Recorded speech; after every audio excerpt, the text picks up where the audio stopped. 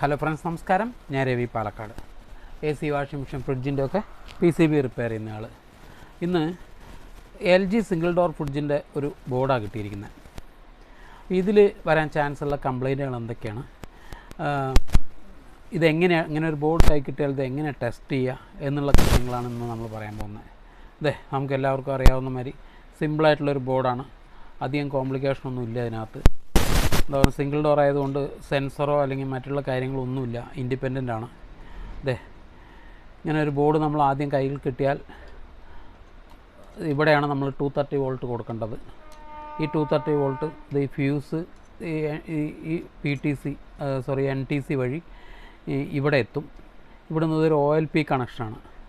ഇത് രണ്ടും നമ്മൾ ഒന്ന് ഷോർട്ട് ചെയ്ത് വെക്കും. ഇത് എർത്ത് കണക്ഷനും ഭാഗത്ത് കാണുന്ന OLP കണക്ഷൻ. അപ്പോൾ ഈ OLP വഴി ഈ ന്യൂട്രൽ ഫേസും ഡയറക്റ്റായിട്ട് നമുക്കറിയാം ഈ മെയിൻ ബ്രിഡ്ജ് റെക്ടിഫയറിൻ്റെ സെൻറ്ററിൽ ഇവിടെ വരും. ഇവിടെ 230 വോൾട്ട് വരും.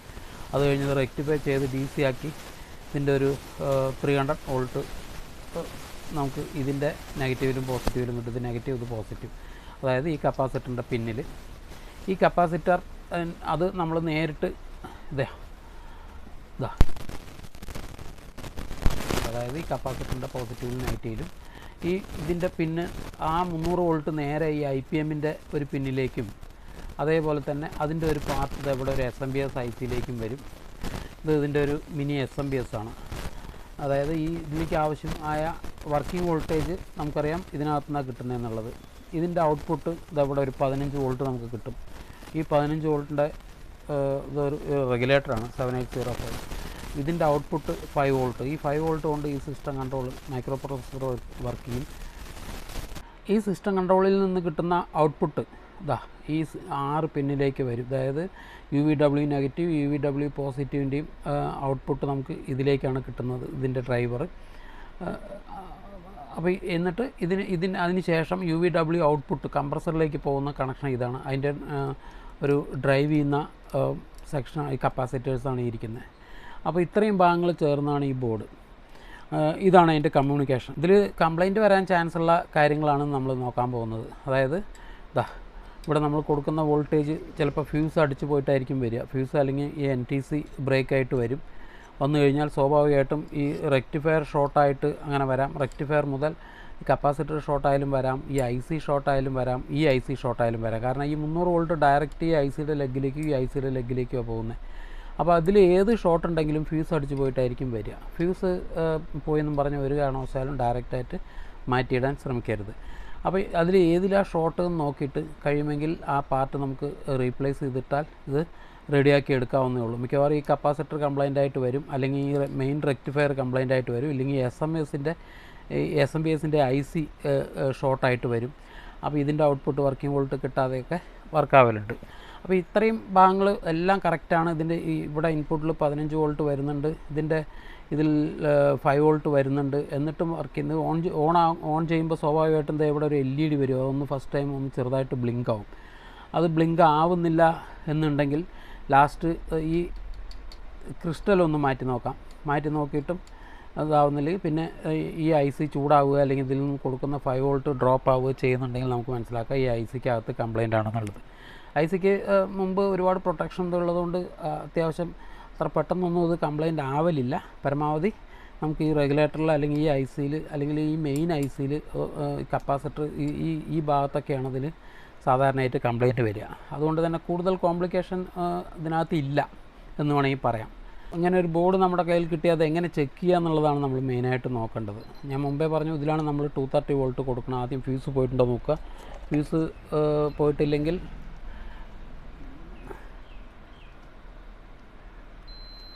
ഫ്യൂസ് പോയിട്ടില്ല. അത് പിന്നെ നമുക്ക് ന്യൂട്രൽ ഫേസും പാരലായിട്ട് ഈ 2 NTC വഴിയാണ് കണക്ഷൻ അങ്ങോട്ട് കൊടുക്കുന്നത്. അപ്പോൾ ഈ NTCയിൽ എന്തെങ്കിലും ബ്രേക്ക് ഉണ്ടെങ്കിലും ഈ 230 വോൾട്ട് ഇവിടെ എത്തില്ല. 230 വോൾട്ടിൻ്റെ ഈ ഒരു ലൈൻ നേരിട്ട് ഇവിടെ വന്ന് ഇതിൻ്റെ ഈ പിന്നിലേക്കും, പിന്നെ അടുത്ത ലൈൻ നേരിട്ട് ഇവിടെ വന്ന് ഈ OLPയുടെ ഈ പിന്നിലേക്കാണ് വരുന്നത്. OLPയുടെ അടുത്ത പിന്ന് ഈ പിന്നിലേക്ക് നേരിട്ട് കണക്ഷൻ ഉള്ളതാണ്. അപ്പോൾ ഈ OLP ഷോർട്ട് ചെയ്താലേ നമുക്കിത് ചെക്ക് ചെയ്യാൻ പറ്റും. അപ്പോൾ ഇത് ചെക്ക് ചെയ്യുന്നതിന് മുമ്പ് ഒന്നുമില്ല OLP ഇതിനകത്ത് ഫിറ്റ് ചെയ്യുക, അല്ലെങ്കിൽ നമ്മൾ ഈ 2 വയറുകൾ തമ്മിൽ ഒന്ന് ഷോർട്ട് ചെയ്യുക. എന്നിട്ട് വേണം അത് ചെക്ക് ചെയ്യാൻ. ചെക്ക് ചെയ്തതിന് ശേഷം പിന്നെ മെയിനായിട്ട് ശ്രദ്ധിക്കേണ്ട കാര്യം എന്താണെന്ന് വെച്ചാൽ അതിൻ്റെ നെഗറ്റീവും പോസിറ്റീവും തമ്മിൽ ഇതിൻ്റെ UVW ലൈനിലേക്ക് കണ്ടിന്യൂറ്റി വല്ലതും വരുന്നുണ്ടോ എന്ന് നോക്കുക. കൂടുതൽ ഒരു പരിധി കൂടുതൽ ഇല്ല, ഒന്നും വരുന്നില്ല, അങ്ങനെ കാര്യമായിട്ടൊന്നും വരുന്നില്ല. അപ്പം മെഗാ ഹെർട്സൊക്കെയാണ് കാണിക്കുന്നത്.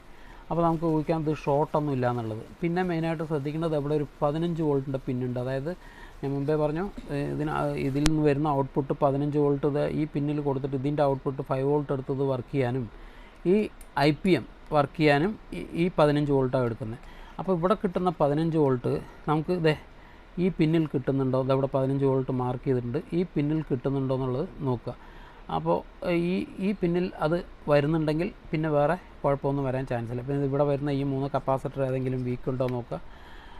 കംപ്രസർ എടുക്കാതിരുന്നാൽ ചിലപ്പോൾ ഏതെങ്കിലും ഒരു ചാനൽ എടുക്കാതിരുന്നാലൊക്കെ ഇത് വീക്കായാലും എടുക്കലില്ല. അപ്പോൾ ഇത്രയും ഭാഗങ്ങൾ ശ്രദ്ധിച്ചാൽ തന്നെ നമുക്ക് ഇതിൻ്റെ കംപ്ലയിൻ്റ് എടുക്കാവുന്നേ ഉള്ളൂ. പിന്നെ അതുപോലെ തന്നെ 230 വോൾട്ട് നമ്മൾ തെർമോസ്റ്റാറ്റിൽ നിന്ന് വരുന്ന കമാൻഡ് ഇതിനകത്താണ് കൊടുക്കുന്നത്. കമാൻഡല്ല, ഡയറക്റ്റ് 230 വോൾട്ട് തന്നെ ആണ് അതിനകത്ത് വരിക, ന്യൂട്രൽ ഫേസും. അത് ഇതിനകത്ത് കൊടുത്തു കഴിഞ്ഞാൽ ഈ ഓക്ടോ കപ്ലർ വഴിയാണ് ആ കമാൻഡ് ഇങ്ങോട്ട് പാസ് ചെയ്യുന്നത്. അതുകൊണ്ട് തന്നെ ഈ ഓക്ടോ കപ്ലറോ അല്ലെങ്കിൽ ഈ ഡയോഡോ ഈ റെസിസ്റ്റൻസോ ഏതെങ്കിലും കംപ്ലയിൻ്റ് ആയാലും നമുക്ക് കംപ്രസർ എടുക്കാത്ത ഫാൾട്ട് വരും. അപ്പോൾ ഈ ഭാഗങ്ങളും വളരെ കൃത്യമായി ശ്രദ്ധിക്കേണ്ടി വരും. ഇനി നമുക്കിതിൽ കണക്ഷൻ കൊടുത്തിട്ട് ഇതിൻ്റെ വോൾട്ടേജൊക്കെ ഒന്ന് നോക്കാം. ഇതതിൻ്റെ 230 ലൈനിൽ ഞാൻ 230 ന്യൂട്രൽ ഫേസും കൊടുത്തിട്ടുണ്ട്. ഇനി ഇത് ചെക്ക് ചെയ്യാൻ വേണ്ടി നമുക്ക് ഈ OLP കണക്ഷൻസ് വെറുതെ ഒന്ന് ഷോർട്ട് ചെയ്ത് വെക്കാം. ഈ 2 പിന്നുകൾ തമ്മിൽ വെറുതെ ഒന്ന് ഷോർട്ട് ചെയ്ത് വെക്കാം. ഓക്കെ, ഇനി ഇതൊന്ന് ഓൺ ചെയ്യുമ്പോൾ ഇവിടെ ശ്രദ്ധിച്ചാൽ അറിയാം ഒരു LED ബ്ലിങ്ക് ആവുന്നത്. ഓക്കെ, ബ്ലിങ്ക് ആയിട്ടുണ്ട്. അപ്പോൾ ഇതുവരെയ്ക്കും വോൾട്ടേജ് എല്ലാം വരുന്നുണ്ടെന്നാണ് അർത്ഥം. നമുക്കൊന്ന് നോക്കാം. DC വോൾട്ടിലിട്ടുണ്ട്. ഇതപ്പോൾ ഫസ്റ്റ് തന്നെ ഞാൻ പറഞ്ഞു ഈ റെക്ടിഫയറിൻ്റെ സെൻറ്റർ പിന്നിൽ ഇത് AC കണക്ഷൻ നമ്മൾ ആദ്യം എടുക്കാം. സെൻറ്റർ പിന്നിൽ അത്ര 230 വോൾട്ട് വരുന്നുണ്ടോ നോക്കാം. റൈറ്റ്, 230 വോൾട്ട് വരുന്നുണ്ട്. ഇനി ഇതിൻ്റെ ഔട്ട്പുട്ട് DC വോൾട്ട് നോക്കാം. 320 വോൾട്ട് കൃത്യമായി കിട്ടുന്നുണ്ട്. അപ്പോൾ ഇത്രയും ഭാഗങ്ങളെല്ലാം കറക്റ്റാണെന്ന് അർത്ഥം. ഇനി ഈ 320 വോൾട്ട് ഇതിൻ്റെ IPMൻ്റെ പിന്നിലേക്ക് നമ്മൾ കൊടുക്കണമെന്ന് പറഞ്ഞല്ലോ. അത് എന്തെങ്കിലും വകയിൽ ഈ UVWയിലേക്ക് ഷോർട്ട് ഉണ്ടോ എന്നുള്ളത് അറിയണമെന്നുണ്ടെങ്കിൽ നമുക്കിപ്പോൾ തന്നെ ഡയറക്റ്റ് ഈ കോമൺ നെഗറ്റീവിൽ നിന്ന് ഇതിൻ്റെ ഈ പോളിലേക്ക് ഒന്ന് ശ്രദ്ധിച്ചാൽ അറിയാം. ഇല്ല, 14 വോൾട്ട് 15 വോൾട്ട് ആവറേജ് കിട്ടുന്നുള്ളൂ, 15 വോൾട്ട്. അപ്പോൾ അത് കറക്റ്റാണ്. അതായത് ഈ വർക്കിംഗ് വോൾട്ട് ഇതായിട്ട് വരുന്നത് മാത്രമേ അതിനകത്ത് വരുന്നുള്ളൂ. അപ്പോൾ ഡയറക്റ്റ് ഷോർട്ടൊന്നും തന്നെ കാണുന്നില്ല. അപ്പോൾ ഇതിൻ്റെ പിന്നിതാ ഇവിടെ വരുന്ന ഇതിൻ്റെ IPMൻ്റെ പിന്നിലേക്കാണ് പോകുന്നത്. പിന്നെ അത് അടുത്ത് പോകുന്നത് ഈ ICയുടെ പിന്നിലേക്ക് 320 വോൾട്ട് വരുന്നത്. അപ്പോൾ ഇനി നമുക്ക് ഇതിൻ്റെ ഔട്ട്പുട്ടാണ് ശ്രദ്ധിക്കേണ്ടത്. നോക്കാം. ഔട്ട്പുട്ട് നമുക്കറിയാം, റെഗുലേറ്ററിൻ്റെ സെൻറ്റർ പിന്ന് എപ്പോഴും നെഗറ്റീവ് ആയിരിക്കുമല്ലോ, അല്ലേ, 7805ൻ്റെ. അപ്പോൾ അതിൻ്റെ ലെഫ്റ്റ് പിന്ന് നോക്കാം. 15 വോൾട്ട് കൃത്യമായിട്ട് വരുന്നുണ്ട്. അതിൻ്റെ അടുത്തത് അതിൻ്റെ ഔട്ട്പുട്ട്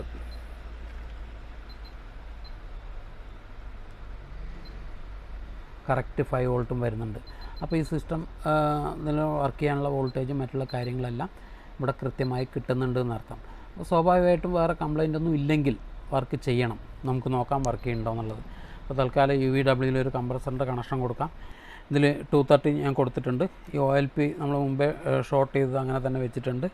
ഇനി ഇതിൽ എക്സ്ട്രാ ചെയ്യാൻ പോകുന്നത് എന്താണെന്ന് വെച്ചാൽ ഒരു പിന്നെടുത്തിട്ട് ന്യൂട്രൽ ഫേസും പാരലായിട്ട് ലൂപ്പ് ചെയ്ത് ഞാൻ എക്സ്ട്രാ വെച്ചിട്ടുള്ളത്. ഇപ്പോൾ ഞാൻ കൃത്യമായി കൊടുക്കുന്നില്ല. ഇപ്പോൾ കൊടുത്താൽ നമുക്കറിയാം 3 മിനിറ്റ് നമ്മൾ വെയിറ്റ് ചെയ്യേണ്ടി വരും.